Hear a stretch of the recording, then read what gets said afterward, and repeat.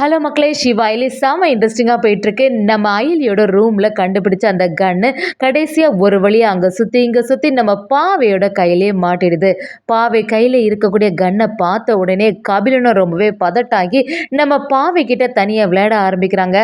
பாவை தயவு செய்து இந்த கன்னை தந்துரு, ஷூட் பண்ணிடாதா அப்படின்னு சொல்லும்போது பாவை ஒரு கட்டத்தில் நம்ம கபிலனை அப்படியே அந்த கன்னை வச்சு ஷூட் பண்ணும்போது அதில் இந்த பபிள்ஸாக போகுது. இதை கொஞ்சம் கூட கபிலனை எதிர்பார்க்கல. என்னது இது விளையாட்டு கன்னாக இருக்குது, ஆனால் நம்ம அயலியோட ரூமில் கண்டிப்பாக ஒரிஜினல் கன் தானே எடுத்தோன்னு சொல்லிட்டு பாவிக்கிட்ட விளையாட்டுத்தனமாக இருந்துட்டு அயலிக்கிட்ட வந்து கபிலனும் சரியாக கேள்வி கேட்குறாங்க. நான் இந்த ரூம்லேருந்து எடுத்தது ரியல் கன் தான், ஆனால் இது எப்படி மாறுச்சு? கண்டிப்பாக நீங்கள் ஏதோ ஒரு சூழ்ச்சி பண்ணியிருக்கீங்க. உங்கள் 2 பேர்ல தான் யாரோ ஒருத்தங்க போலீஸ் மரியாதையை உண்மையை சொல்லுங்கன்னு கபிலன் கேட்கும்போது அந்த இடத்துல நம்ம அயலியும் செம அசால்ட்டாக என்ன மச்சான் இந்த மாதிரிலாம் பேசிகிட்டு இருக்கீங்க, அவள் தான் விளையாடிட்டு இருந்தா, விளையாட்டு கன்னை போய் ரியல் கன்னு நினச்சிட்டு இருக்கீங்கன்னு சொல்லிட்டு செமையாட்டு நம்ம கபிலனை வெளுத்து எடுக்கிறாங்க. கபிலன் இதை கொஞ்சம் கூட எதிர்பார்க்கல. அதே சமயத்தில் செலியனும் அவங்களோட அவார்ட் ஃபங்க்ஷனுக்கு இந்திராணியை இன்வைட் பண்ணுறதுக்காண்டி வீட்டுக்கு வராங்க. இந்திராணி நம்ம செலியனோட ஃபங்க்ஷன் அட்டன் பண்ணாங்களா? வீடியோக்குள்ளே போகிறதுக்கு முன்னாடி நம்ம சேனலுக்கு சப்ஸ்கிரைப் பண்ணிடுங்க, அப்படியே பக்கத்தில் இருக்க பெல் ஐக்கனை கிளிக் பண்ணிடுங்க. அப்போ தான் நான் போடுற வீடியோலாம் உங்களுக்கு நோட்டிஃபிகேஷனாக வரும். செல்வனாயும் உதய் பெருமாள்கிட்ட சண்டை போட ஆரம்பிக்கிறாங்க. என்னது நீங்கள் எனக்கு தெரியாமல் ஏதோ ஒரு செயலை செய்துட்டு இருக்கீங்க, ஃபோனில் யார்கிட்டயோ பேசும்போது கபிலன் கிட்ட இந்த விஷயம் தெரியக்கூடாதுன்னு சொன்னீங்க, அப்படி என்ன விஷயம் கபிலனுக்கு தெரியக்கூடாது? எப்போவுமே என்கிட்டயும் என் பையன்கிட்டையும் ஏதோ ஒன்று நீங்கள் மறைச்சிட்டே இருக்கீங்க. கொஞ்ச நாளாகவே உங்களோட செயல் எதுவுமே சரியா இல்லை, எதை மறைக்கிறீங்க? ஒழுங்கு மரியாதையாக சொல்லுங்கன்னு சொல்லிட்டு ஒரு கன்னை வச்சு நம்ம உதய பெருமாளை மிரட்டிட்டு இருக்காங்க.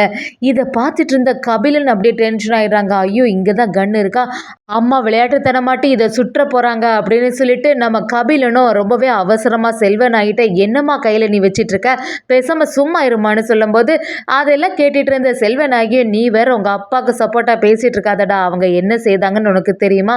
யார்கிட்டயோ ஃபோனில் ஏதோ சொல்லிட்டு இருந்தாங்க, என்னன்னு கேளு அப்படின்னு சொன்ன உடனே உதய பெருமாளும் இல்லைடா, உங்கள் அம்மா தான் தேவையில்லாமல் என்கிட்ட பிரச்சனை பண்ணிட்டு இருக்கா அப்படின்னு சொல்லும்போது செல்வன் ஆகி விடுற மாதிரி இல்லை, உங்களை சுட்டு தள்ளிடுவேன் அப்படிங்கிற மாதிரி சொன்ன உடனே கபிலனும் அம்மாமா நீ வேற சும்மா இருமா, அதை கொஞ்சம் கீழே இருக்கு அப்படின்னு சொல்லும்போது செல்வன் நாய்கிட்ட இது ஒரு போலி கன்னுமா, இதை வச்சு நீ எதுக்கு விளையாட்டு காட்டிட்டு இருக்க அப்படி சொன்ன உடனே செல்வன் ஆகியும் வேணும்னா ஒரிஜினல் கன்னை என்கிட்ட தந்திருப்பா அப்படின்னு சொல்றாங்க.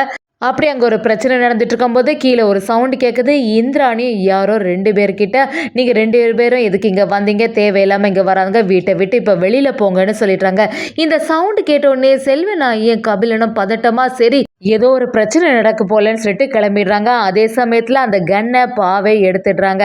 விளையாட்டுத்தனமாட்டி இது கன்னு போலன்னு சொல்லிட்டு அதை எடுத்து வச்சிடுறாங்க. இன்னொரு பக்கம் பார்த்தீங்கன்னா செலியன் தான் வராங்க. செலியன் நம்ம இந்திராணி கிட்ட வந்து இந்திராணி ஒரு அவார்ட் ஃபங்க்ஷன் எனக்கு இருக்குது, கண்டிப்பாக அதில் நீ கலந்துக்கணும்னு சொல்லிட்டு இன்விடேஷனை கூப்பிட்றதுக்கு வராங்க.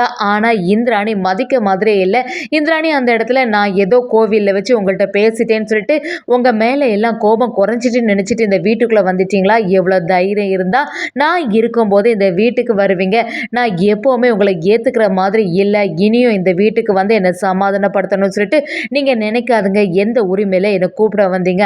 உங்களுக்கு அவார்டு கிடச்சுன்னா அதுக்கு நான் என்ன செய்ய முடியும்? கண்டிப்பாக நான் வரப்போகிறதில்ல, தேவையில்லாமல் வந்து இங்கே பிரச்சனையை பண்ணாதுங்க அப்படின்னு சொல்லிட்டு இந்திராணியை நம்ம செலியனை சரியாக வெளுத்து எடுக்கிறாங்க. இதை பார்த்துட்டு இருந்த ரித்திகாவுக்கு பயங்கர சந்தோஷம் ஆகுது.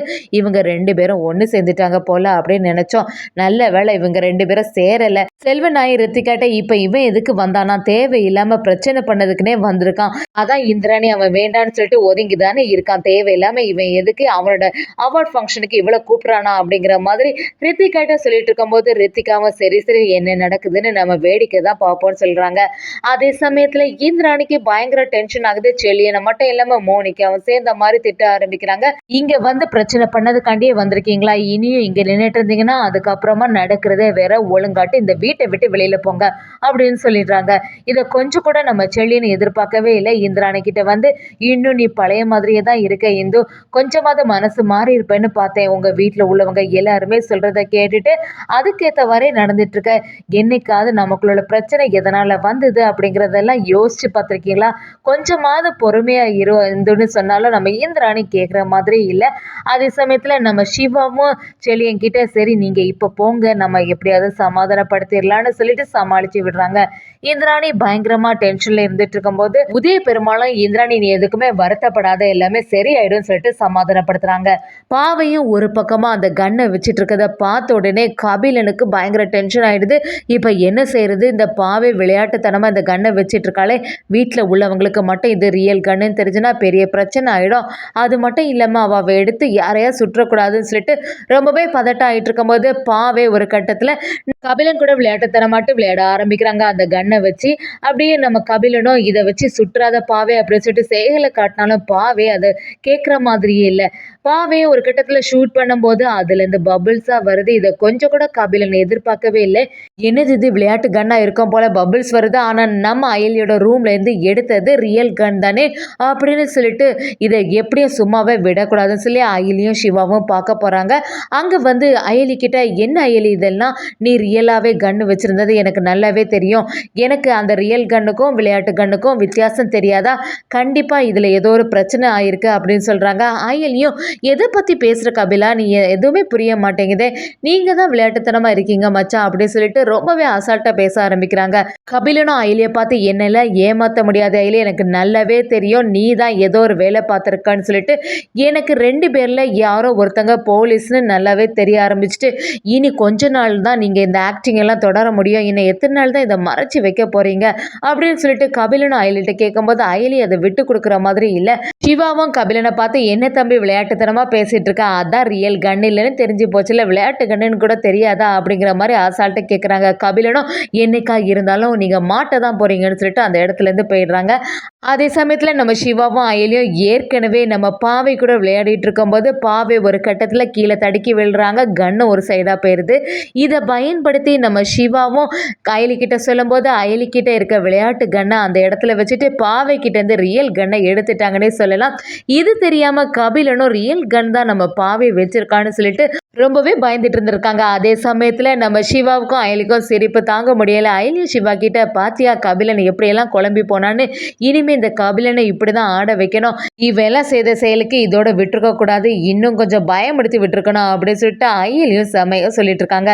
சிவா கிட்ட அயலியும் இன்னும் எத்தனை நாள் தான் இந்த இடத்துல ஆக்டிங் கொடுத்துட்டு இருக்க முடியும், கூடிய சீக்கிரத்தில் எல்லா உண்மையும் தெரிஞ்சுக்கிட்டு கபிலனை பார்த்தினா எல்லாத்தையும் நிரூபிக்கணும், நீ வேற நமக்கு மேரேஜ் பண்ணுறதுல ரொம்பவே உறுதியாக இருந்துட்டு இருக்காங்க, அவங்களுக்கு நம்ம மேலே ரொம்பவே சந்தேகம் வந்துட்டு எப்படியாவது நம்ம 2 பேரும் மேரேஜ் பண்ணதுக்குள்ளே எல்லா ஆதாரத்தையும் கிரியேட் பண்ணி அன்னைக்கு புரிய வைக்கணும், அப்போ தான் அதுலேருந்து தப்பிக்க முடியும், எப்படியாவது இதை செய்யணும் சிவா அப்படின்னு சொல்லிட்டு நம்ம அயலியும் சிவாக்குள்ள எல்லா ஐடியாவும் கொடுக்குறாங்க. சிவாவும் அயலியும் சேர்ந்த மாதிரி சரி நம்ம கோவிலில் போய் மேரேஜ் பண்ணல, அதுக்கான எல்லா தடயத்தையும் ஃபஸ்ட்டு உருவாக்குவோன்னு சொல்லிட்டு அதுக்கான வேலைகளை தொடங்குறாங்கன்னே சொல்லலாம்.